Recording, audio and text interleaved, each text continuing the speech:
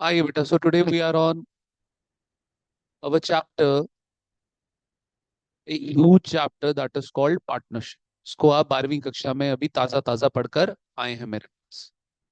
Is that clear? ठीक है बेटा। पार्टनरशिप में बच्चे क्या क्या था और यहाँ पर क्या क्या आने वाला है बेटा, लिखो जरा टॉपिक्स टू बी कवर्ड।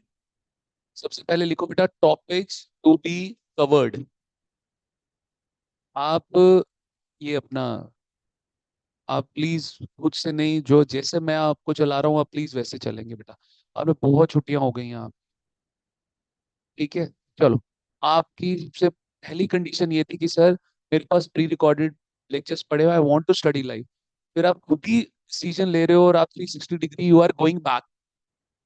तैयारी नहीं होगी बेटा घर बैठ के, आप आओ मेरे पास यहाँ। चलो देखो बच्चे, वैसे ही मेरे पास बच्चे लास्ट में आना पता नहीं क्यों बंद कर देते हैं। आओ बेटा, पहला लिखो बेटा टॉपिक यहाँ पे, वैल्यूएशन ऑफ गुडविल। हाँ, हमारा ये सेपरेट चैप्टर, तो इसलिए मैं जून वालों को, सितंबर वालों को जल्दी ही फ्री कर दूंगा। जून वाले तो आई होप जल्दी फ्री होने ही वाले हैं। साहिल जी, आपका जून अटेम्प्ट है सितंबर अटेम्प्ट है? जून अटेम्प्ट है आपका, ठीक है। तो बेटा सबसे पहला टॉपिक लिखो वैल्यूएशन ऑफ गुडविल। पता था हमने ये चैप्टर, पढ़ा था ना बेटा हमने ये चैप्टर। दूसरा इसमें लिखो बेटा टॉपिक एडमिशन। एडमिशन के अंदर ही आपका चेंज इन रेशियो भी आ जाएगा बेटा। ठीक है। फंडामेंटल के एज सच आपको कोई क्वेश्चंस नहीं मिलेंगे यहाँ पे। स्टार्ट क्लियर, फंडामेंटल इन्होंने नहीं इनकॉर्पोरेट किया, फिर तो बहुत ह्यूज हो जाता है। फिर नेक्स्ट लिखो बेटा रिटायरमेंट, और आखिर में लिखो फिर डेथ।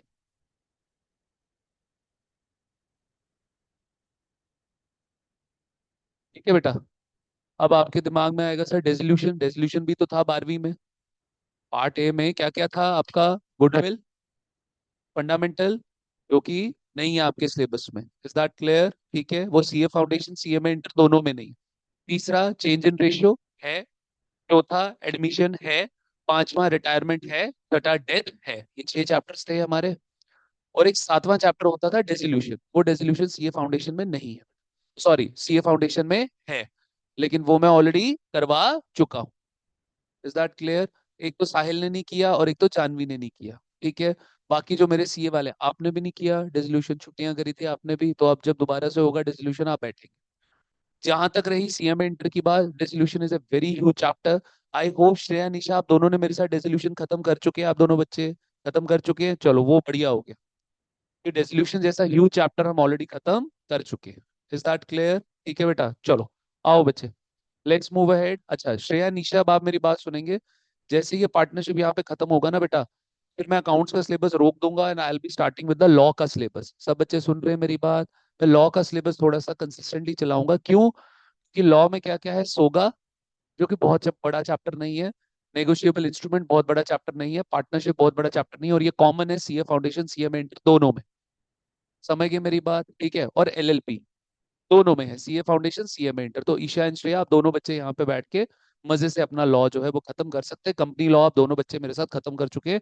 इसमें एक डायरेक्टर्स का चैप्टर रहता है, वो मैं आप दोनों बच्चों को अकेले करवा दूंगा। समझ गए मेरी बात? Start clear? आगे का रोड मैप देख लें बेटा। जैसे ही पार्टनरशिप खत्म होगा, सोगा, नेगोशिएबल इंस्ट्रूमेंट, पार्टनरशिप, एलएलपी, ये 4 चैप्टर्स बहुत बड़े चैप्टर्स नहीं है। आई एम एक्सपेक्टिंग हम ये पूरा सिलेबस 1 महीने के अंदर वाइंड अप कर लेंगे। फिर हम वापस अकाउंट्स के ऊपर आ जाएंगे। समझ गए बात? स्टार्ट क्लियर साहिल जानवी जी? ठीक है, क्लियर है। आप दोनों बच्चे, आपका तो ये होते ही फिर आप दोनों बच्चे टाटा बाय बाय हो जाओगे फिर। ठीक है, चलो आओ बेटा। चलो बच्चे, यही चाहता था पारस। तो आइए बेटा, let's start with the very first question आपका गुडविल का। क्या बोल रहा है बेटा? ध्यान से पढ़ना, ये बात ध्यान से देखना जरा, क्या बोल रहा है। कह रहा है पाठशाला private limited acquired the business of Tata limited. Is that clear? ठीक है। पाठशाला private limited acquire the business of Tata limited. Zahid पता नहीं क्यों हंस रहा है। ठीक है, आइए बेटा, देखिए जरा यहाँ पे, for a net consideration of 8 lakh रुपया payable by cheque. Is that clear? ठीक है। अच्छा चलो, थोड़ा सा मैं आप बच्चों को लिखवाता हूँ यहाँ पे। Let's come back. लिखो बेटा। तो यहाँ पे सबसे पहला है वैल्यूएशन ऑफ गुडविल, हमारे सर थे, अदरवाइज मत लीजिएगा। और उसका लिटरल मीनिंग भी मत उठा लीजिएगा। हमारे सर थे, वो बोलते थे कि first class is going to be the honeymoon class. ठीक है। First class is going to be the honeymoon class, मतलब जिसमें बहुत ज्यादा आप बच्चों को कष्ट नहीं दिया जाएगा। ठीक है, आइए। मैंने दोबारा I am repeating my words, literal meaning मत ले लीजिएगा। ठीक है, आइए बच्चे। तो वैल्यूएशन ऑफ गुडविल, मेरी बात सुने बेटा। मैं एक टेंजिबल एसेट उठाता हूँ। मैं एक टेंजिबल, बेटा थोड़ा पीछे हो जा, तो बड़ी आगे आ गई हुई है। बच्चे उठा वहां से बैग, बिठा जानवी को अपने साथ। बेटा मैं कहता हूँ कि मैं ये प्रोजेक्टर उठाता हूँ आज, मैं इसको गोदी में पकड़ता हूँ और मैं इसको मार्केट में ले जाता हूँ, क्या एक वैल्यू मिल जाएगी मेरे को? क्या एक वैल्यू मिल जाएगी मेरे को? ईशा जी वापस आएंगे। सर लेकिन गुडविल को जो है, मैं बोलूँ कि आज मैंने गुडविल जो है, मैंने अपना बिजनेस सेल करना है। इधर देख बेटा, इधर देख। I want to sell my business to Aakash. Is that clear? मैं अपना आकाश को बिजनेस क्या करता हूँ, सेल करता हूँ बेटा। ठीक है। अब आकाश को क्या मिलेगा सर? हमारा एसेट मिलेगा। सर ये पूरी बिल्डिंग मिलेगी उसको, इक्विपमेंट्स मिलेंगे, रेडी टू यूज एवरीथिंग उसको मिलेगा। क्लियर? मैंने बोला जी एसेट्स की वैल्यू 5 करोड़। एसेट्स की वैल्यू 5 करोड़।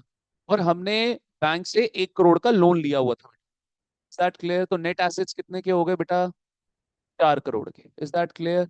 आकाश बोल रहा है कि अश्विन जी आप ये 4 करोड़ रुपया पकड़ो और बात खत्म करो। ठीक है, मैंने बोला नहीं भाई, हमारे पास कस्टमर बेस है 100 स्टूडेंट्स का। हमारे पास कस्टमर बेस है कितने स्टूडेंट्स का? 100 स्टूडेंट्स का, जो आपको अगले, अब बच्चे ऐसे हैं जो कि 11th के बच्चे हैं, बच्चे जो आगे प्रोफेशनल कोर्स भी करेंगे, तो सर आपको इन 100 स्टूडेंट से अगले 3-4 सालों के लिए मिनिमम पैसा कमाने का मौका मिलेगा कि नहीं मिलेगा? हमने बोला भाई ये जो 100 स्टूडेंट्स हैं, इनसे आपको फ्यूचर में अगले 5 सालों तक 1 करोड़ रुपए का प्रॉफिट कमाने का मौका मिलेगा। Is that clear? Got it? 1 crore रुपए का प्रॉफिट कमाने का मौका मिलेगा बच्चे। Is that clear? ठीक है। तो उसने बोला जी ये 1 करोड़ का प्रॉफिट हमें कैसे मिलेगा?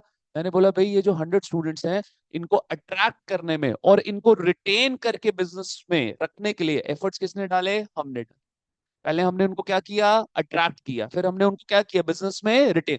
अब हम आपके साथ फाउंडेशन में जो है अच्छे से हम आपको पढ़ाई करवाएंगे, मेहनत करेंगे आपके साथ, इंटर में भी आप बच्चे हमारे पास आओ। So this is called retention, this is called retention. Is that clear Janvi? समझ आ रहा है? तो बेटा ये 100 स्टूडेंट्स को अट्रैक्ट करने में और रिटेन करने में एफर्ट हमने डाले, गुडविल हमने बनाई। हमारी गुडविल का फायदा उठाकर आप कल को अगले 5 साल इनसे कितना प्रॉफिट कमाओगे? 1 करोड़। Start clear? समझ आता है कि नहीं समझ आता? अब आकाश वाले बोल रहे सर आपने ये कैलकुलेट कैसे किया? ये आकाश वाले बोल,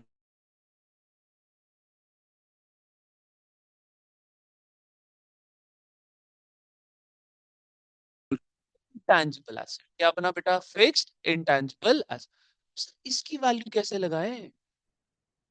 इसकी वैल्यू कैसे लगाएं? बेटा इसकी वैल्यू ही समझाने के लिए, कैलकुलेट करने के लिए हम ये चैप्टर जो है वो, कि जब कॉर्पोरेट्स में एक बिजनेस दूसरे बिजनेस को खरीदता है, तो सर एसेट्स लायबिलिटीज के बियॉन्ड एक्स्ट्रा पैसा किस चीज का मांगा जाता है?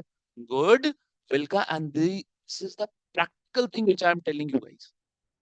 सच्ची वो गुडविल का भी पैसा मांगते हैं सामने वाले से। भाई जो हमने कस्टमर बेस क्रिएट किया, लगा लगाया कस्टमर बेस तेरे को मिल जाएगा because of our goodwill. Future में तेरे को हमारी गुडविल से क्या मिलेगा? पैसा मिलेगा। फ्यूचर में जो तू पैसा कमाने वाला है because of our customer base, उसकी वैल्यूएशन आपको आज प्रेजेंट डेट पे करनी पड़े। और उसको कैसे कैलकुलेट करोगे? उसके लिए कौन सा चैप्टर हम सीखते हैं? Valuation of good. समझ आता है कि नहीं समझ आता? Is that clear? ठीक है, तो आइए बेटा लिखिए जरा मेरे साथ कुछ इंपॉर्टेंट पॉइंट्स यहाँ पे। सबसे पहले goodwill is a long term asset. Goodwill is अच्छा बच्चे, एसेट का मतलब क्या होता है? What is the meaning of asset? Anything which we own. पाठशाला की गुडविल मैं ओन करता हूं ना बेटा, तो गुडविल क्या हो गई मेरे लिए? एक एसेट। तो लिखो बेटा goodwill is a long term asset. अब लंबे, अगर गुडविल क्रिएट हो गई मार्केट में, तो लंबे समय तक प्रॉफिट कमाते हो कि नहीं कमाते हो बेटा? एक बार एक बिजनेस क्लिक हो जाए बेटा और उसकी गुडविल क्रिएट हो जाए मार्केट में, मेरी बात सुनो ना यार। पहलवान खुला है यहाँ पे, पहलवान खुला है यहाँ पे। ठीक है, मैं कह रहा हूँ कोई और अननोन ब्रांड ओपन हो जाता जिसके बारे में हमें पता नहीं है। स्पाइट ऑफ इंफ्रास्ट्रक्चर इतना फॉल इनिशियली वहां पर नहीं होता, लेकिन क्योंकि हमें सबको पता चला आगे पहलवान खुल गया है, तो हम सब वहां पर आंख बंद करके जा रहे हैं। क्लैरिटी है कि नहीं है? क्लैरिटी सारे बच्चों को, ठीक है? वंशिका, गुड आफ्टरनून बेटा। मैं ना तेरे को कोई 3:50 पे कॉल करूंगा, मेरी अभी सीए की क्लास चल रही है बेटा, ठीक है? कॉल पिक करना बच्चे। Okay,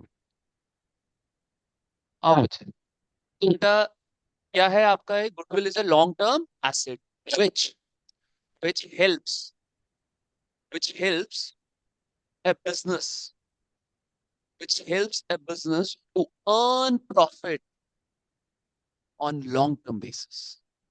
Which helps earn which helps a business to earn profit on long term basis. सब बच्चे एग्री करते हैं मेरे साथ कि नहीं एग्री करते बेटा? It helps to earn profit on long term basis. Second point. However, however, goodwill is that is that type of long term asset. However, goodwill is that type of long term asset which cannot be touched and seen. Which cannot be touched and which cannot be touched and seen. Comma. Thus, thus again comma.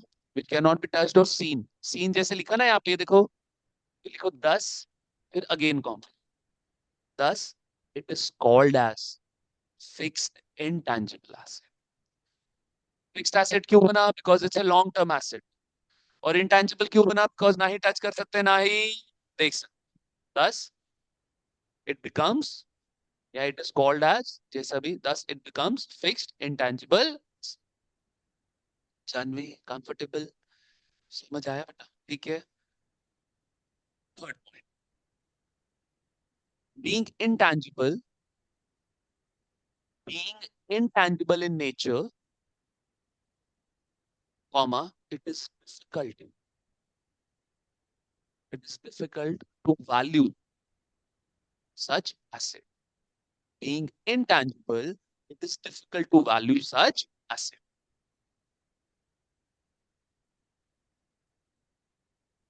ठीक है? कोई भी tangible asset उठाओगे, market पे ले जाओगे, value लग जाएगी उसकी, लेकिन सर जो चीज जिसका कोई अस्तित्व ही नहीं है, जिसको देख नहीं सकते, टच नहीं कर सकते, उसको वैल्यू कैसे करोगे? Last point, for the valuation of for the valuation of this intangible asset, for the valuation of this intangible asset for the valuation of this intangible asset, comma, we study we study chapter valuation of goodwill. We study the chapter valuation of goodwill. भाई साथियों, समझ आता है concept कि नहीं समझ आता? पूरा कॉन्सेप्ट समझ आया? ठीक है, हम बोलते हैं हमारी गुडविल। हमारी गुडविल मतलब समथिंग वी ओन, इस वजह से ये क्या बन गया? एसेट। अब इस एसेट से मिलने वाला फायदा क्योंकि लॉन्ग टर्म है, तो ये क्या बन गया? Long term asset. अब क्योंकि हम इसको टच नहीं कर सकते, देख नहीं सकते, उसकी वजह से क्या बन गया? Fixed intangible asset. क्योंकि ये फिक्स्ड इंटेंजिबल एसेट है तो इसकी वैल्यूएशन करना डिफिकल्ट है। क्योंकि इसकी वैल्यूएशन हमें करनी है, so that is why we are studying the chapter valuation of goodwill. How many points we have taken? 4। Fifth point लिखेंगे, please note down fifth point. लिखिए बेटा, methods for valuation of goodwill. I think 12वीं कक्षा में आपके sir या ma'am ने, छोटे छोटे सर या छोटे छोटे मैम ने सीधा डायरेक्ट शुरू कर दिया था। पीछे का जो एक बेस है, जो एक फंडामेंटल है, ये पीछे की पिक्चर जो है उन्होंने आपको नहीं दिखाई। ठीक है, आइए बच्चे, तो देखिए हम यहाँ पे सबसे पहले क्या है बेटा? Average profit method. Average profit method. अच्छा, अब मेरी बात सुनो, मेरी एक बात सुनना बेटा प्लीज, एक इंपॉर्टेंट कॉन्सेप्ट बता रहा हूँ। सर, गुडविल का मतलब फ्यूचर में होने वाला प्रॉफिट। भाई पाठशाला की तो गुडविल बन गई है, क्योंकि फ्यूचर में ना बड़ा प्रॉफिट होगा। वर्ड क्या लग गया? फ्यूचर में होने वाला। बट सर, फ्यूचर में होने वाले प्रॉफिट के लिए हमारे पास तो डेटा है ही नहीं। सर वो डेटा कब अराइज होगा? वो डेटा भी फ्यूचर में ही अराइज होगा। तो दैट इज वाई, क्योंकि फ्यूचर का डेटा हमारे पास अवेलेबल नहीं है, उस फ्यूचर प्रॉफिट को हम आज प्रेजेंट डेट में क्या करते हैं, वैल्यू। अब मेरी बात सुनो, आप फोन में देखते हो वेदर फोरकास्ट, ध्यान से मेरे शब्दों पे ध्यान देना, आप फोन में देखते हो वेदर फोर, तो एक्चुअल बेसिस पे होता है, एस्टिमेशन बेसिस पे होता है? सर वेदर फोरकास्ट दिखाता है बारिश होगी, सर ये तो धूप निकली हुई है। बाकी सर जब when it comes to forecasting, it is relating to future, और फ्यूचर से कोई भी रिलेटेड चीज क्या होगी, एस्टिमेटेड। तो सर हम क्या कर रहे हैं, फ्यूचर के प्रॉफिट को आज वैल्यू करने की कोशिश कर रहे हैं। It will never be on actual basis, it will be on estimation basis. Sir value तो कर रहे हैं, उसके लिए डेटा कहां से आएगा? बेटा डेटा आपका पास से आएगा। डेटा कहां से आएगा? से आएगा, हम पास्ट प्रॉफिट का डेटा उठाएंगे। यानी कि sir we are trying to follow a trend, हम एक ट्रेंड को फॉलो कर रहे हैं कि सर अगर पिछले 5 सालों में मेरा प्रॉफिट जो है एन एवरेज बेसिस 1 लाख का आ रहा है, तो हम यही एस्टिमेट कर रहे हैं कि फ्यूचर में आने वाला प्रॉफिट मेरा कितना होगा, 1 लाख। इसलिए आपने देखा होगा बेटा, गुडविल के 12वीं में जो आपने क्वेश्चन सॉल्व करे, उसमें हमेशा पास्ट प्रॉफिट का आप डेटा पिक कर रहे थे, because you are forecasting the future, but उसके लिए आपके पास फ्यूचर डेटा अभी अवेलेबल नहीं है। डेटा कौन सा अवेलेबल है, पास्ट का, तो पास्ट का डेटा हम पिक कर लेंगे। Is that clear? टेंशन नहीं लेना, आराम से पढ़ना, सब समझ आएगा। ठीक है, चलो आओ बेटा। क्योंकि एवरेज प्रॉफिट मेथड में दो टाइप्स, एक हो गया सिंपल एवरेज, और एक हो गया बेटा वेटेड एवरेज। ये वेटेड एवरेज 12वीं कक्षा से डिलीट हो गया बेटा। आइए नेक्स्ट देखें बेटा, नेक्स्ट बढ़े। नेक्स्ट लिखो बेटा सुपर प्रॉफिट, आखिर में लिखें बेटा कैपिटलाइजेशन मेथड। को दो पार्ट्स में डिवाइड करें बेटा, कैपिटलाइजेशन के भी दो पार्ट्स हैं, capitalisation of average profit and capitalisation of super. ठीक है, इसके बाद कितने पॉइंट्स हो गए, 5 पॉइंट्स हो गए। एक छठा और आखिरी पॉइंट लिख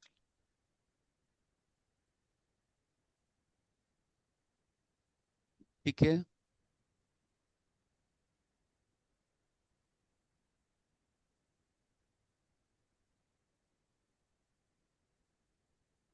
लिखो बेटा, छठा और आखिरी पॉइंट, वैल्यूएशन ऑफ गुडविल,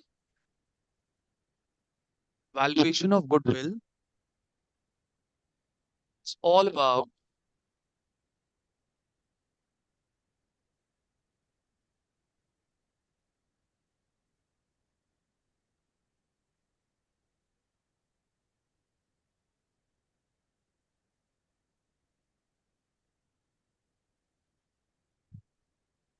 जी का मैसेज आया।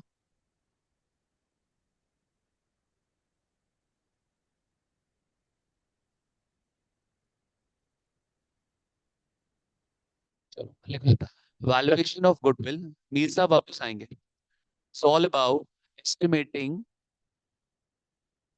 it's all about estimating the future profit on present date.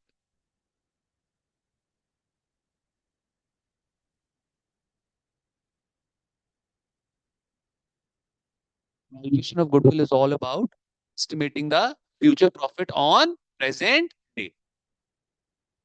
ठीक है, आगे लिखें, since future data is not available with us, since future data is not available with us, since future data is not available with us, comma, will take data of past profit, will take data of past profit for calculation of goodwill, for calculation of goodwill। मेरी बात आप बच्चे agree कर रहे हैं? Clarity है कि नहीं है क्लैरिटी? कोई समस्या, कोई परेशानी?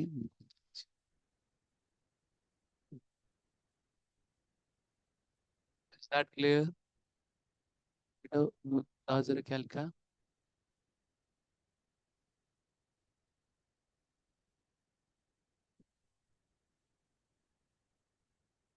पापा ने ड्रॉप किया आपको? स्कूटी वगैरह नहीं राइड करते हो?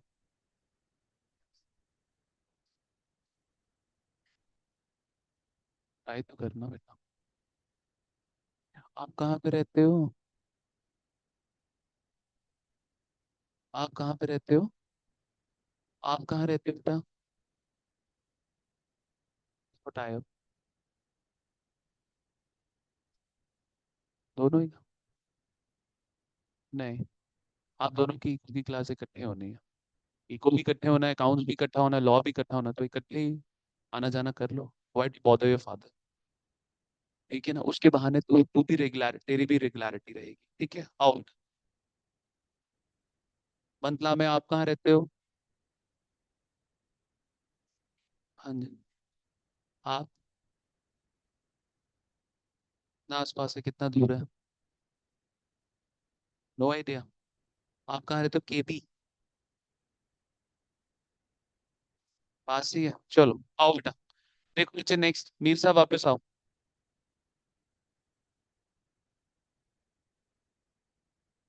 आ जाओ बच्चे। बेटा now let's start with the questions. एक बड़ा यूनिक क्वेश्चन है बेटा ये वाला। आइए जरा देखते हैं बेटा ये क्या बोल रहे हैं। कह रहे हैं पाठशाला प्राइवेट लिमिटेड ने टाटा लिमिटेड को एक्वायर कर लिया 8 लाख रुपए में। Is that clear? कह रहा है the assets acquired and liabilities taken over are. ठीक है। अच्छा, सारी एसेट्स सारी लाइबिलिटीज टाटा की हो जाएंगी, किसकी? पाठशाला प्राइवेट लिमिटेड की। फर्नीचर मिल गया, इन्वेंट्री मिल गया, डेटर मिल गया, क्रेडिटर मिल गया, सैलरी पेबल मिल गया, आउटस्टैंडिंग एक्सपेंसेस भी आपके, मतलब सर लाइबिलिटीज भी आ गई सारी। हाँ जी, हाँ जी सर बेटा। क्वेश्चन नोट शेयर कर दो। फिलहाल तो अभी देखो मैंने आपके साथ शेयर करने ही थे। आप उसकी सर चिंता मत करो। स्क्रीन पे कर दो ना, स्क्रीन पे नहीं शो हो रहा। नहीं, स्क्रीन पे नहीं शो हो रहे हैं। यस। अब ठीक है, आओ बच्चे। अब बच्चे अब देखो कितना दे रहे हैं हम इनको। हाउ मच भी, अच्छा। सर नीचे बोल रहे पास necessary journal entries. Sir books तो बता ही नहीं रहा किसकी है, पाठशाला की या टाटा की। सर इन दैट केस हमेशा बाइंग कंपनी होती है। हमेशा कौन सी कंपनी होती है? बाइंग, यानी कि सर पाठशाला प्राइवेट लिमिटेड की बुक्स में हमें क्या करनी है? एंट्रीज पास करनी। सर जरा देखना है यहाँ पे, कैलकुलेशन करना जरा। सर 3 50, 3 और 2 5। ठीक है। 60 और 40, 6 लाख। हो गया 6.5। कितना हो गया बेटा? 6.5 लाख के तो सिर्फ इसके एसेट्स हैं। दोबारा से गिनो, 3 और 4 5। 6 और 40, 1 लाख हो गया, 6 लाख, 3 6 50। अब इसको ऐड करो बेटा, कितना हो गया यहाँ पे? 165। माइनस करो बेटा, बताओ कितना आता है?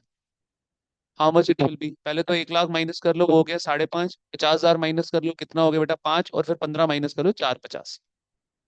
यानी कि बेटा जो नेट वैल्यू है, जो नेट वर्थ है टाटा लिमिटेड की, that is just of 4,85,000। Still they are asking for the purchase consideration of 8 lakh. Sir value कितनी? 485 की। पैसा कितना मांग रहे हैं? 8 लाख। सर जितना एक्स्ट्रा वो लोग मांग रहे हैं, that is actually of good. Clarity है कि नहीं? मैं सॉल्व करूंगा, लिखना कुछ नहीं है श्रेया जी। कुछ नहीं लिखना, समझ आता है कि नहीं समझ आता? ठीक है, आओ बच्चे चलो शुरू हो जाओ मेरे साथ। चलो लिखो बेटा सोल्यूशन 1। बुक्स ऑफ अकाउंट्स पाठशाला प्राइवेट लिमिटेड, ब्रैकेट में लिखेंगे बेटा बाइंग कंपनी।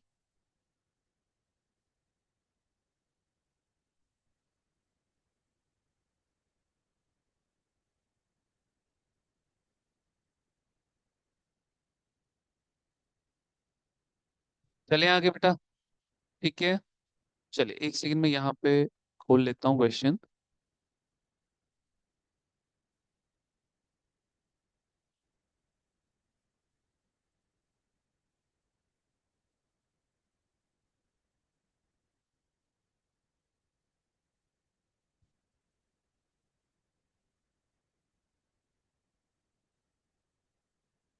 चलिए बच्चे, आइए बेटा सबसे पहले बनाइए वर्किंग नोट। कैलकुलेट प्रॉफिट या loss on purchase of T limited. T limited को खरीदने पे टी लिमिटेड को फायदा हो रहा है या नुकसान हो रहा है? तो आ जाओ। तो सर उनके टोटल एसेट्स कितने के थे यार? How much it was? 650 के। कितने के थे बेटा? 650 के माइनस टोटल लाइबिलिटीज। कितने की थी यार टोटल लाइबिलिटीज? 165 की। लो। तो बच्चे यहाँ पर आपका आ गया नेट एसेट्स बोल लो, नेट वर्थ बोल लो, या नेट वैल्यू बोल लो। कितने आ गए बेटा यहाँ पे? 485। लो। लेकिन परचेज कंसिडरेशन कितनी मांगी जा रही है बेटा? 8 लाख। कितना एक्स्ट्रा मांगा जा रहा है? एक्स्ट्रा कितना मांग रही है टी लिमिटेड? तो ये जो एक्स्ट्रा है, ये वो किस चीज का पैसा मांग रहे हैं बेटा? एक्स्ट्रा किसका मांग रहे हैं वो? गुडविल बेटा। कितना आ गया यहाँ पे? How much it will be? 3,15,000। समझ आता है कि नहीं समझ आता? तो सर क्योंकि सुनिएगा सुनिएगा सुनिएगा, क्योंकि पाठशाला को यहाँ पे एक्स्ट्रा पैसा देना पड़ गया, तो यही पाठशाला के लिए क्या हो गया, एक तरीके से लॉस हो गया। सर अगर उल्टा होता, वैल्यू 8 लाख होती और सर परचेज कंसिडरेशन 485 होती, सर यहाँ पे 8 लाख होता और यहाँ पे 485 होता, ये भी आप बच्चे करेंगे, तो इन दैट केस प्रॉफिट हो जाता बेटा। We have the profit in that case. ठीक है। और सर फिर इस प्रॉफिट को हम क्या बोलते हैं बेटा?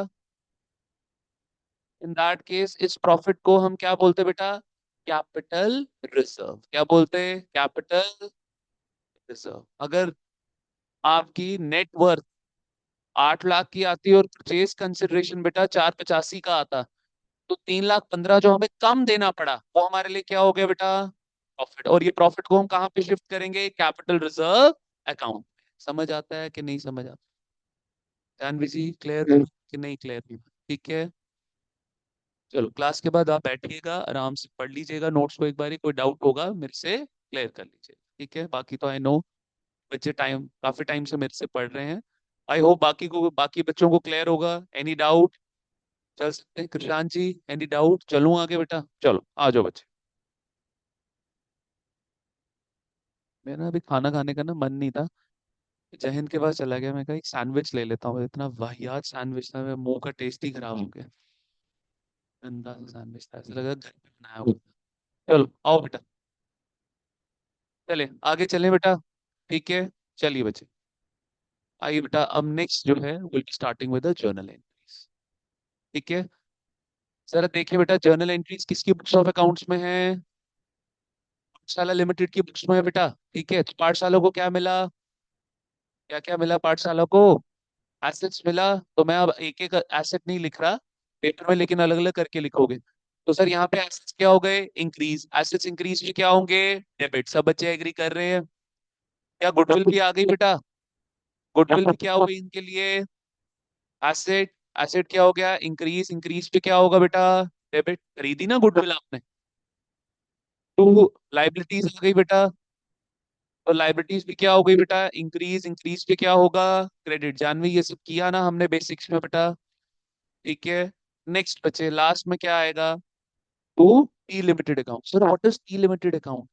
सर क्या टी लिमिटेड को अभी पैसा दिया हमने? अभी तक हमने उनको पैसा नहीं दिया। तो जिसको पैसा देना होता है वो आपके लिए कौन होता है बेटा? क्रेडिटर। क्रेडिटर माने लाइबिलिटी। लाइबिलिटी क्या हो गई? इंक्रीज। इंक्रीज पे क्या होगा बेटा? क्रेडिट। क्रेडिटर क्या हो गया बेटा? क्रेडिटर क्यों बना? Because of cash payable. लिख लो बेटा।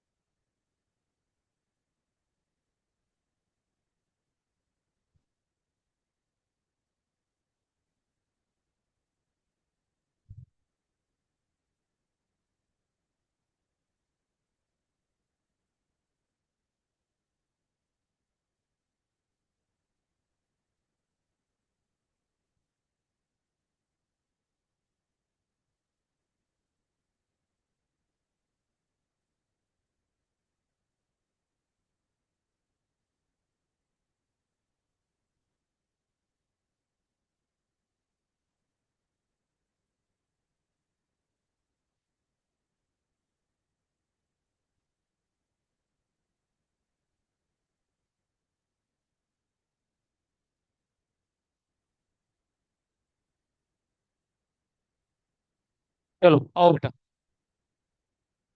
तो एसेट्स कितने की मिले बेटा? 6,50,000 के।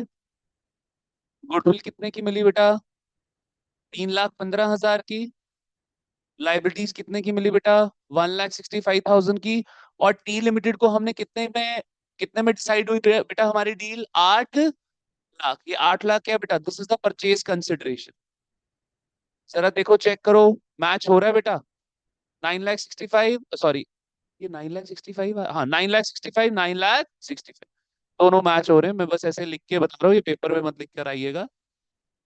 यहाँ पे भी 9,65,000 हो गया, और यहाँ पे भी 9,65,000 हो गया। लो, क्लैरिटी है कि नहीं है क्लैरिटी? आगे बढ़ सकते हैं? चल आई मूव अहेड? ठीक है, चलो।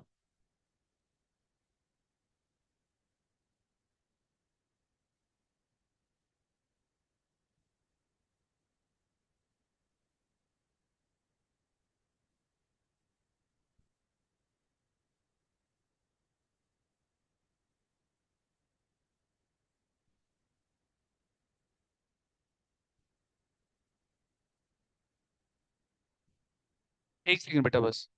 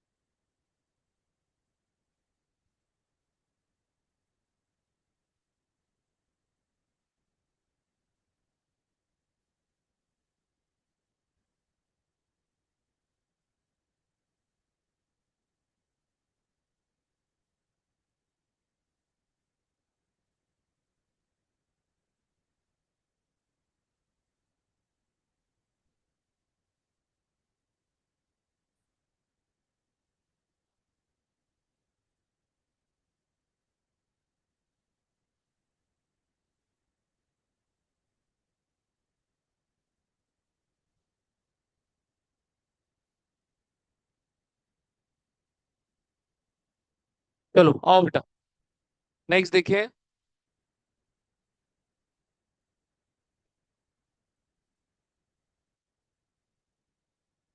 सर अब पेमेंट करेंगे बेटा।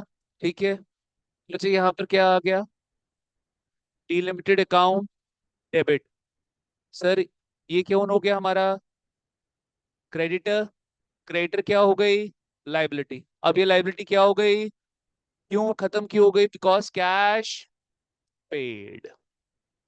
लाइबिलिटी डिक्रीज पे क्या होगी बेटा? क्लैरिटी है? टू। क्योंकि कॉर्पोरेट्स की बात हो रही है तो बैंक के थ्रू डील करेंगे बेटा। टू बैंक अकाउंट क्रेडिट, ये हो गया एसेट। एसेट क्या हो गया? डिक्रीज। डिक्रीज पे क्या होगा बेटा? क्रेडिट। ठीक है। आइए बच्चे, यहाँ पे आ गया 8 लाख।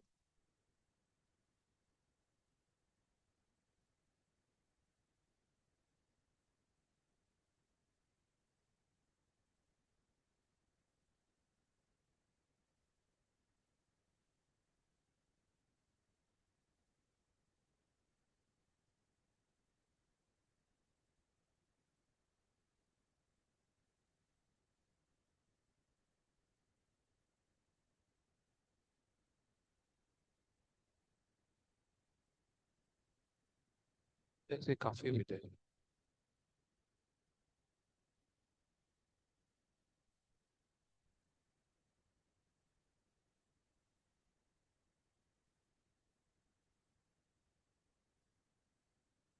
चलो बेटा।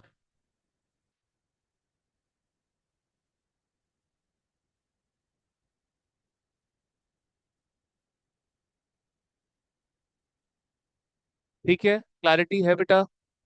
आगे चल सकता हूँ? ठीक है, चलो। नेक्स्ट क्वेश्चन देख बेटा। क्या बोल रहा है बेटा? आइए बच्चे। नेक्स्ट क्वेश्चन पे जाने से पहले बेटा एक चार्ट हमें यहाँ पे ना प्रिपेयर करना पड़ेगा। बेसिकली क्या होता है, ट्वेल्थ क्लास में हम क्या करते हैं, बहुत छोटे छोटे माइन्यूट क्वेश्चन से शुरुआत करते हैं। लेकिन यहाँ पर मैंने क्या किया बेटा, तीन चार क्वेश्चन जो है ट्वेल्थ के उठाए, उनको क्लब करके एक क्वेश्चन बनाया। उसका कारण ये है कि इतना टाइम नहीं है मेरे पास कि मैं बेटा गुडविल में ही बहुत ज्यादा समय आप बच्चों के साथ बिताऊं। समझ रहे हैं मेरी बात? तो बेटा आप सेकंड क्वेश्चन का ही साइज देखो, इसके अंदर आपकी लगभग 6 एडजस्टमेंट्स कवर हो रही है। Is that clear? अब अगर ये 6 एडजस्टमेंट्स हमें समझ नहीं है बेटा, फिर उसके लिए बेटा आप क्या करना पड़ेगा, मेरा एक चार्ट और मेरा एक कॉन्सेप्ट आप बच्चों को समझना पड़ेगा। Is that clear? Got it? आइए जरा, चले जरा यहाँ पे देखिए बेटा, क्या बोल रहे हैं बच्चे अब ये। देखिए यहाँ पे टॉपिक लिखिए बच्चे, items to be eliminated.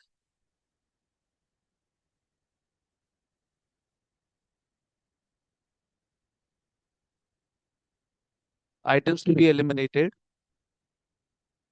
From profit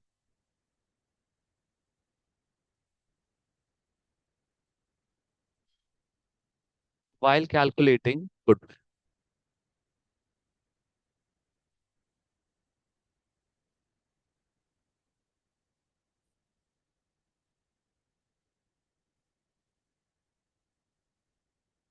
ठीक है, चलिए।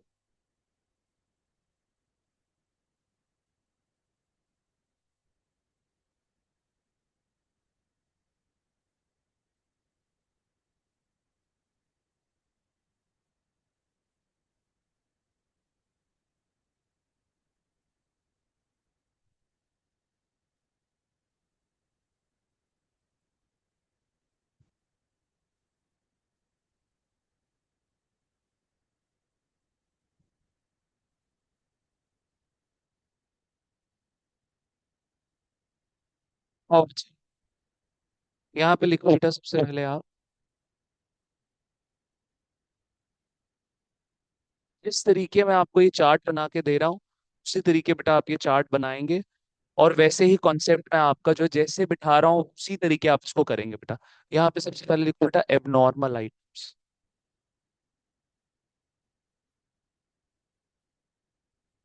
और यहाँ पे आप लिखेंगे बेटा नॉर्मल आइटम।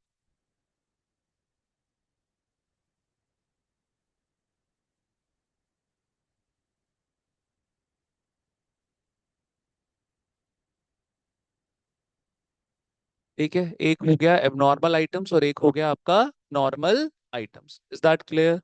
ठीक है, आइए बेटा। तो एबनॉर्मल आइटम्स जो बचे, आपने एक एजम्पशन लेनी है,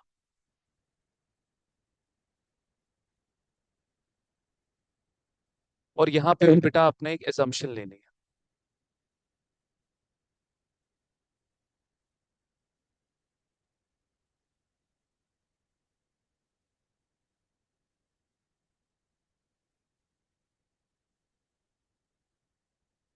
चलिए देखिए बेटा जरा, विल एज्यूम दैट, आप ऐसे लिखें, if any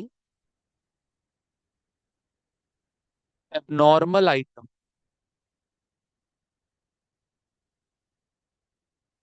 if any abnormal item is given in question,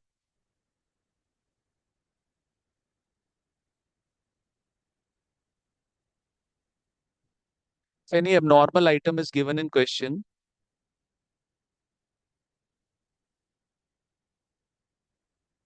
if any abnormal item is given in question, then we'll assume that such item has already, कल से हमारे क्वेश्चंस की कितनी स्पीड होगी वो डिपेंड करता है बेटा आज के हमारे इस बेसिक फंडामेंटल वाले लेक्चर पे। जितने चार्ट्स हमने आज समझ लिए, कल से हमारे क्वेश्चन सॉल्विंग की स्पीड जो है वो बढ़ जाएगी। Is that clear? Then we'll assume that such item has already adjusted in profit। अगर कोई भी एबनॉर्मल आइटम, प्लीज हिंदी समझे, हिंदी देखें बेटा, अगर कोई भी एबनॉर्मल आइटम जो है बेटा, अगर कोई भी एबनॉर्मल आइटम क्वेश्चन के अंदर दिया हुआ है, तो बेटा आप यही एज्यूम करेंगे कि वो आइटम जो है प्रॉफिट के अंदर ऑलरेडी एडजस्ट हो गया। एडजस्ट मतलब सर एक्सपेंस है तो माइनस हो गया है, इनकम है तो प्लस हुआ पड़ा है।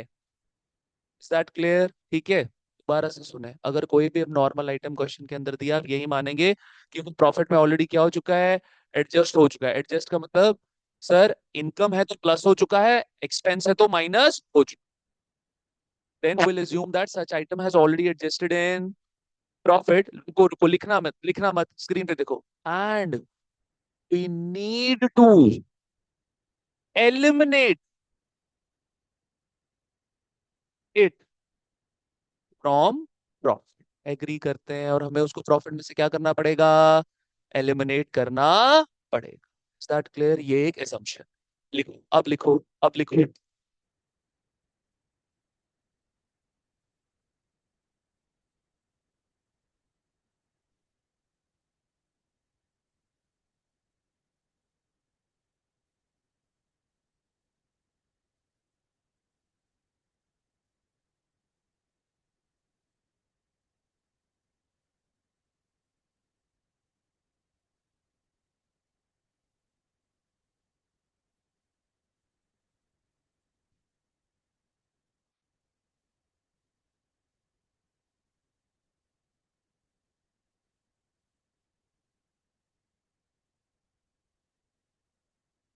चले, लिख लिया, नोटेड।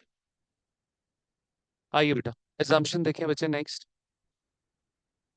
कह रहा है any normal item is given in question. जरा सुन लो मेरी बात, मैं फटाफट यहीं से बताता हूँ, आप लिखते जाओ। If any normal item, normal की जगह क्या आ जाएगा, normal is given, then we'll assume that such item has not, already की जगह क्या लिखोगे, not adjusted in profit, and we need to eliminate, नहीं क्या करना है, एडजस्ट। Is that clear? मैं अब ये तो लिख लिया ना आप बच्चों ने, मैं यहीं पे चेंजेस करता हूँ। Is given then we'll assume that such item has not adjusted in profit and we need to, then such item has not adjusted in profit। ये आइटम अब तक प्रॉफिट में एडजस्ट नहीं हुआ और हमें उसको क्या करना पड़ेगा, and we need to adjust it from profit. Is that clear? Adjust मतलब प्लस या माइनस। नॉर्मल एक्सपेंस है तो माइनस करना पड़ेगा, नॉर्मल इनकम है तो प्लस करना पड़ेगा। समझ गए बात? Is that clear? लिख, जल्दी लिखो।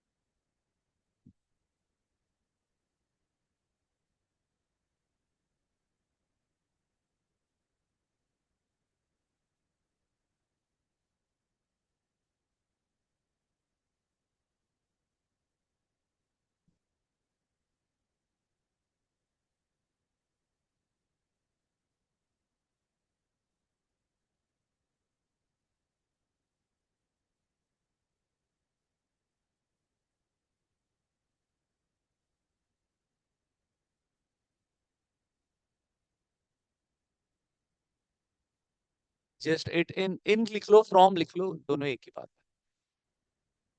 Is that clear? एग्रीड? लिखा? नेक्स्ट चार्ट बनाओ अब मेरे साथ बेटा। आगे के क्वेश्चंस जब तक हम ये चार्ट्स कंप्लीट नहीं कर लेते बेटा, आगे के क्वेश्चंस नहीं बनेंगे तब तक हमसे, ठीक है? आ जाओ बच्चे, देखो बेटा नेक्स्ट।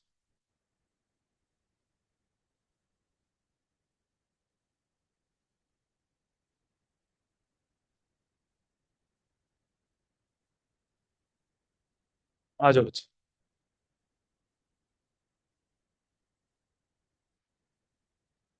देखो बेटा, अब यहाँ पर लिखो बेटा। अच्छा, आप एक काम करें, ये पूरा चार्ट ही अब नॉर्मल का ही बनाइए, अदरवाइज बड़ा हौच पौच वाली सिचुएशन हो जाएगी। देखो बेटा, एबनॉर्मल आइटम्स, अब एबनॉर्मल आइटम्स में अगर बेटा कोई आपका एबनॉर्मल एक्सपेंस है, और अगर कोई आपका एबनॉर्मल इनकम है, तो एबनॉर्मल एक्सपेंस है और अगर कोई आपका एबनॉर्मल इनकम है,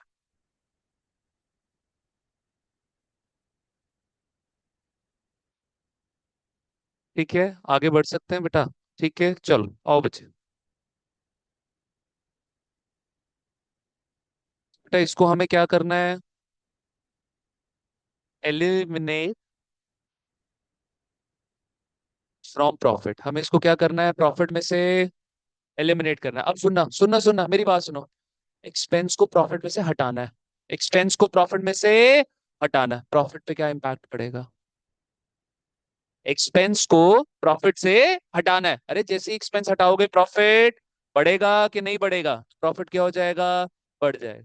बेटा इसकी ट्रीटमेंट क्या होती है, एबनॉर्मल एक्सपेंस की ट्रीटमेंट क्या होती है बेटा, अरे बोल दो साथियों, प्लस। क्या होती है, प्लस। जैसे एलिमिनेट करोगे बेटा प्रॉफिट क्या हो जाएगा आपका, इंक्रीज होगा कि नहीं होगा, तो यहाँ पर क्या हो गया, profit increase.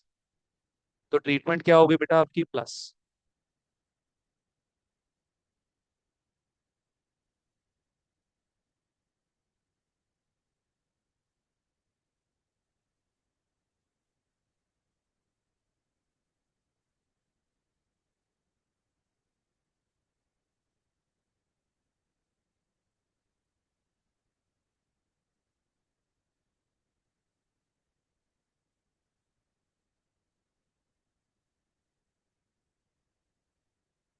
Is that clear, ठीक है। और बेटा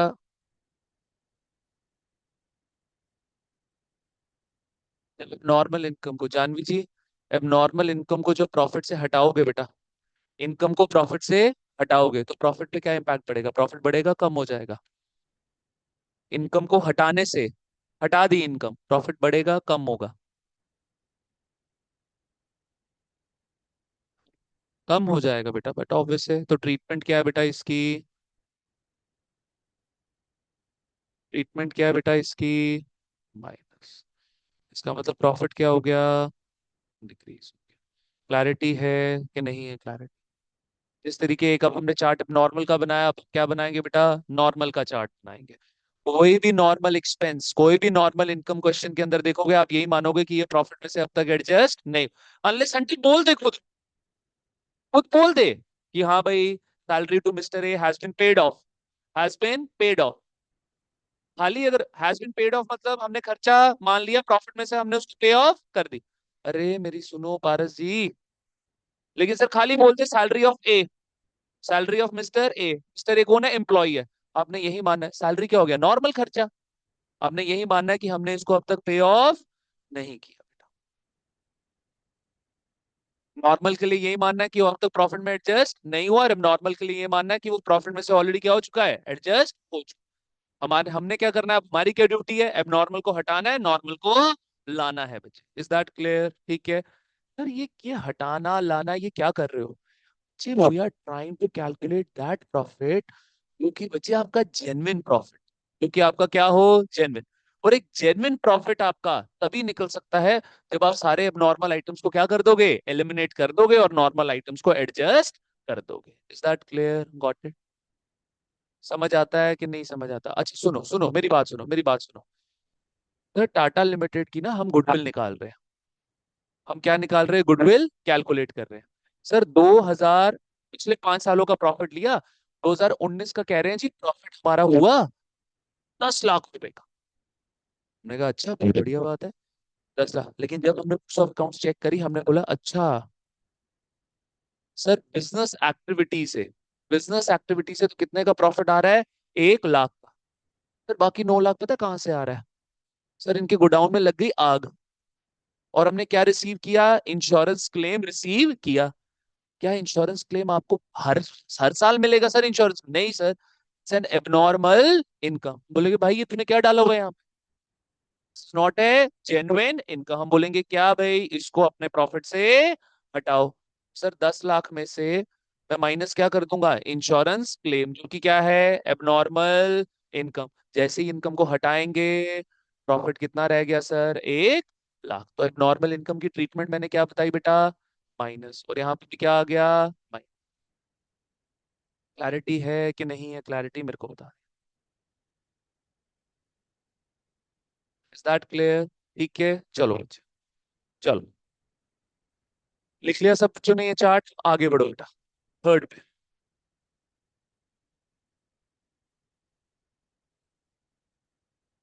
आइए अभी भी I still remember sir, sir ने बोला फर्स्ट क्लास है, हनीमून क्लास है, वो फर्स्ट क्लास में बड़ा सा टफ बनाना शुरू हो, टफ चीजें बताना, तो एक बच्चे ने, सर ये अगर हनीमून क्लास है आगे तो सर पता नहीं क्या होगा।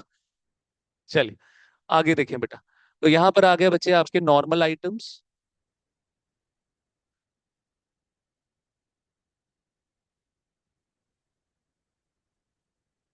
नॉर्मल आइटम्स में बेटा नॉर्मल एक्सपेंस और नॉर्मल इनकम, ऊपर कैसे लिखवाया था? हाँ जी। तो सर आपको इसको क्या करना है, इस खर्चों को एडजस्ट करना है प्रॉफिट से, एडजस्ट फ्रॉम प्रॉफिट,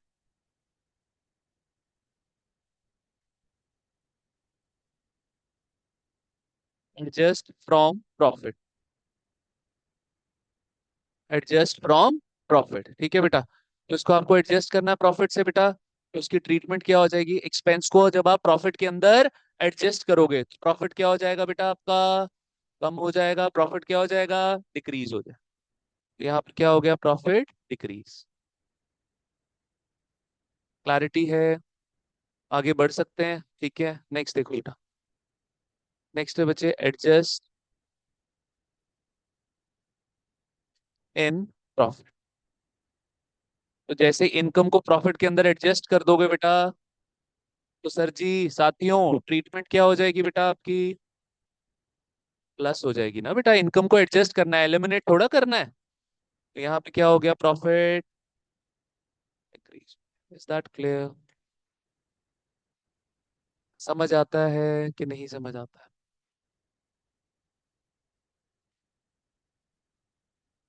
ठीक है, आगे बढ़े। चलो आइए बेटा, नवी खुश है कि फाइनली अब पार्टनरशिप स्टार्ट हो गया। आ जाओ बच्चे, फोर्थ लिखे बेटा।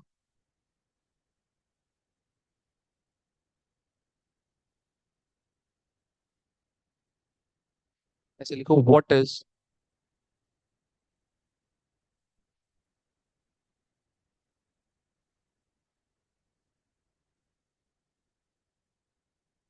abnormal item and what is normal item। Sir ये है क्या, जानना बड़ा जरूरी है बेटा, लिखेंगे नहीं।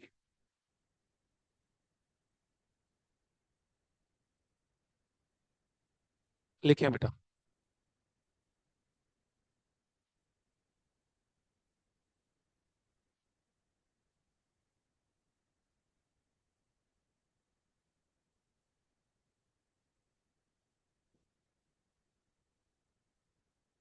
ठीक है बच्चे, तो देखना जरा, अब नॉर्मल आइटम और नॉर्मल आइटम है बेटा, ऑल दोस एक्सपेंस, रुक जाओ रुक जाओ रुक जाओ, समझने वाली बात, ऑल दोस एक्सपेंसेस या फिर एंड इनकम्स।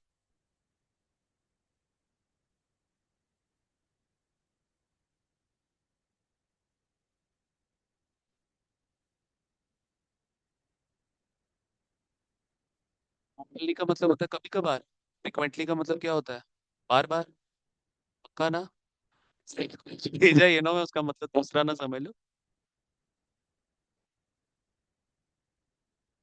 चलो देखो, हमेशा इन दो, एक मेरे को वर्टिकल हॉरिजॉन्टल में कंफ्यूजन होती है, एक मेरे को फ्रिक्वेंटली और ऑफर में कंफ्यूजन होती है। आइए, there are all those expenses, incomes which are arising या which are relating to Paras ji non business, which are relating to business, no, which are relating to non business activity। Sir मतलब, sir वो खर्चे, वो incomes, वो है तो business के ही, क्या है तो बिजनेस के ही, बट सर वो बिजनेस की जो कोर एक्टिविटी, मेरे बिजनेस की कोर एक्टिविटी क्या है, कोचिंग। मेरे कोर मतलब मेन, मेरे बिजनेस की मेन एक्टिविटी क्या है बेटा, कोचिंग। सर वो मेन एक्टिविटी से आपके अराइज नहीं हो रहे, एक तो ये क्राइटेरिया, दो क्राइटेरिया है बेटा इसके। All those expenses incomes which are relating to non business activity are called as abnormal items, पहला क्राइटेरिया ये हो गया बेटा। दूसरा बच्चे, कह रहा ऑल दोस एक्सपेंसेस, या फिर ऐसे मैं इसका एग्जांपल भी लिखवाता हूँ, उससे ज्यादा क्लैरिटी आएगी बेटा आपको। For example, interest slash dividend receive from investment. हाँ जी भाई। हाँ जी साथियों, ध्यान से मेरी बात सुनो। सर कोई भी इंटरेस्ट, कोई भी डिविडेंड जो आपने रिसीव किया, कैसे रिसीव किया? चर्ची पाठशाला ने रिलायंस की शेयर्स परचेज कर लिए। आप कंपनी अकाउंट पढ़ के आए हो, फिर आपने क्या परचेज कर लिए? शेयर्स परचेज कर लिए। इसके सर? रिलायंस के, ठीक है। पाठशाला को इनकम आ रही है। पाठशाला को क्या आ रही है? इनकम। क्या वो पाठशाला की बिजनेस एक्टिविटी से आ रही है इनकम? नहीं सर, वो कहाँ से आ रही है? Non business activity. मेरे साथ एग्री कर रहे हैं आप बच्चे कि नहीं एग्री? दूसरा क्राइटेरिया, अरे वो ऑनलाइन स्टूडेंट्स, दूसरा क्राइटेरिया बेटा, कह रहा ऑल दोज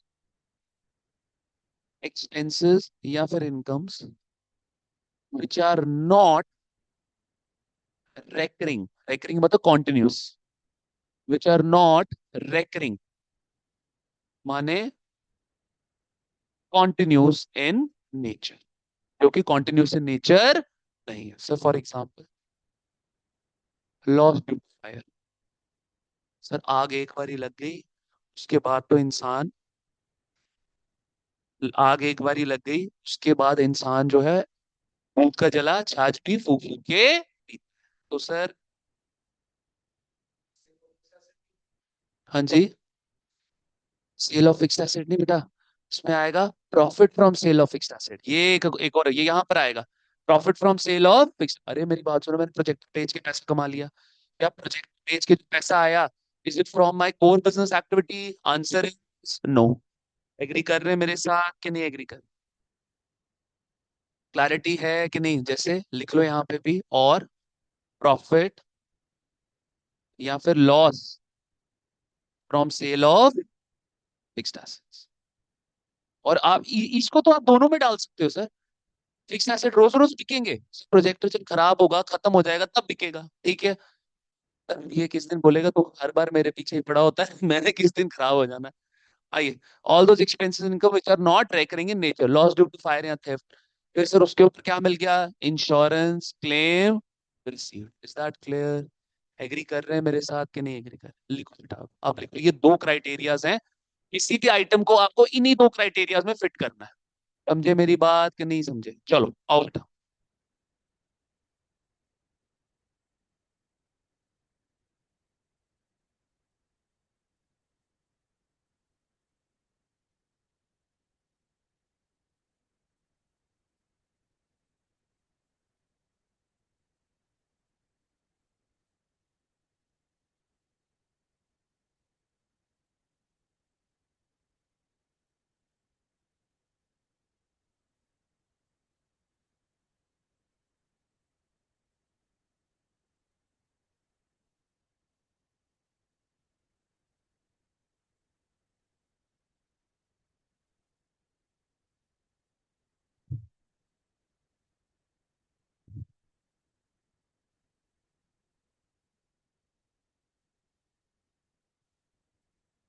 क्लैरिटी है आप बच्चों को?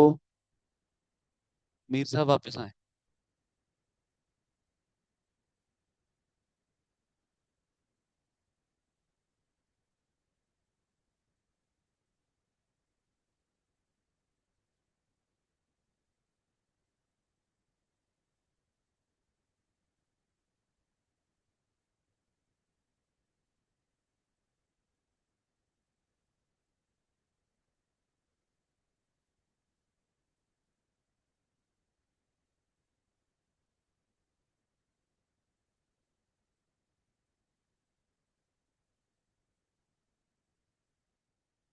Noted. Online student Shreya, Isha, Zaid, noted.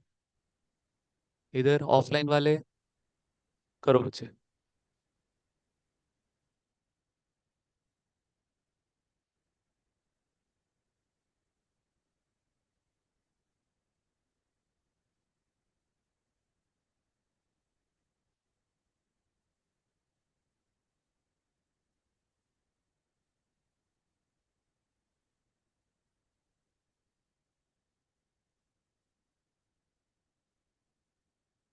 Mir साहब फिर चले गए। मीर साहब कहाँ जा रहे हैं, किसके पास जा रहे हैं बार बार? कुछ तो गड़बड़ है, यहाँ बोल रहे हैं बच्चे कुछ तो गड़बड़ है। No sir. ये डेटा किसके लिए बचा रहा है बेटा? सर ये समझ रहा हूँ सर, थोड़ा सा। अच्छा बेटा, ठीक है, कटिंग शटिंग सब करवा ली, bleach yes sir. Facial manicure pedicure. चलिए आइए बेटा, देखिए जरा। एक बार ना मेरी वाइफ ने मेरे को बोला, कहते ये नोज पे पता नहीं ब्लैकेट्स, ये निकलवा के आना। मैंने बोल दिया, मैंने कहा सैलून में मैं गया, मैंने कहा भैया ब्लैक, वो इतनी सुई ले आया, यहाँ इंसर्ट करिए तो मैंने इसके बाद मैं नहीं करा सकता ये। यार इतनी अच्छा तुमने कराया पारस? इतनी पेन हुई, मैंने कहा मैं नहीं करा सकता, मेरे बस की नहीं है। हाँ, मैं नहीं करा सकता। चलो आओ बेटा, नेक्स्ट देखो बच्चे, नॉर्मल आइटम। तो सर नॉर्मल आइटम में क्या है sir? All those expenses and incomes which are relating to business activity. और दूसरा criteria sir, all those expenses income which are recurring in nature. बेटा इतना लिख लो एग्जाम्पल्स, लेकिन ये वाले मत लिख देना, ठीक है? उसमें वो आपको देखते ही पता चला, salary, wages, electricity bill, travelling expenses. इसी के साथ आज की बेसिक क्लास हमारी समाप्त होती है। प्लीज इतना दिमाग में बिठा कर आए, तभी कल के मुश्किल क्वेश्चन हमसे निकलेंगे बेटा। चलो ये लिख लो बेटा फटाफट। सर जरा वो एक्सप्लेन कीजिएगा एबनॉर्मल एक्सपेंसेस का कुछ। कुछ तो आप ही बताओगे ना, आप बोल रहे हो सर नॉर्मल सर एक्सपेंसेस, वो, तो कुछ कुछ एक्सप्लेन करो, क्या एक्सप्लेन करो? सर ये जब ये प्रॉफिट इंक्रीज कैसे होता है सर, एक्सपेंस अगर होगा तो सर। बेटा एबनॉर्मल एक्सपेंस हुआ, हमने उसको प्रॉफिट में से एडजस्ट कर दिया, माइनस कर दिया था। Expense yes expense sir. को प्रॉफिट में से माइनस, अब जब हम एक्सपेंस को हटाएंगे, हटा देंगे तो प्रॉफिट वापस बढ़ेगा ना। पहले तो माइनस करे किया था ना सर, अब फिर प्लस क्यों से कर रहे हैं? अरे गलत किया हुआ था ना, अब हम सही प्रॉफिट निकालेंगे गुडविल को कैलकुलेट करने के लिए। यही तो एडजस्टमेंट है मीर साहब।